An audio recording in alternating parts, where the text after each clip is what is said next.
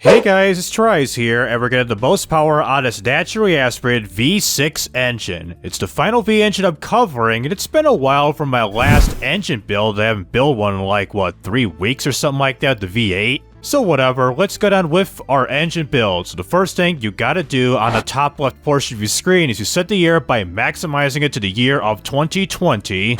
And after you selected the V6 degree V6 engine configuration, well, compared to the V90 degree, the crankshaft of this particular engine won't really survive with the RPM and torque stress for this engine, so a V6 degree will have to do. And for the block material, you may choose any of the 4 ones you may choose from. I'm going to select magnesium for the sake of weight and particular everything. For the bore and stroke right here for the family capacity is you maximize this to 120 millimeters each to get the engine size to 8,143 cubic centimeters, around 8.1 liters, with a dual overhead cam 5 valve. And again, for the head materials, any of the 3 you could choose from, I'm going to select aluminum silicone for the sake of weight. And for the quality slider right here, you should get this now if you're in the stable branch of automation with the recent 4.2 update. You can set this to a plus 15 for everything. No matter it's for the engine block in general, the top end, the bottom end, for the fuel system, for the exhaust, you do this for everything. And going down right here where it says the Sandbox Tech Pool is you click on this window here, the section,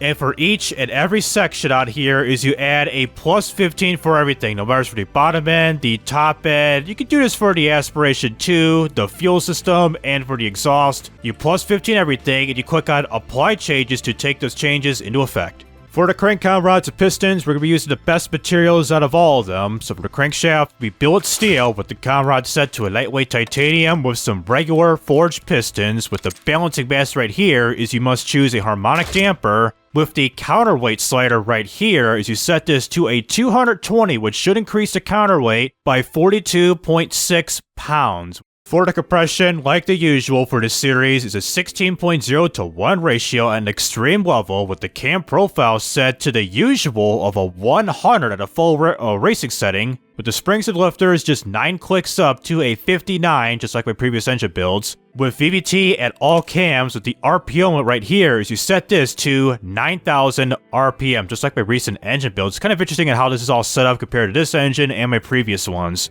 For the fuel system, we're going to be selecting the direct injection throttle per cylinder configuration with a racing intake with the manifold size set to a 94. With the fuel type, you're going to be selecting the nitromethane, basically the ones being used on top fuel dragsters. With the ignition timing map, set this to a -5. With the fuel mapping, just 3 clicks up from a 50 to a 53.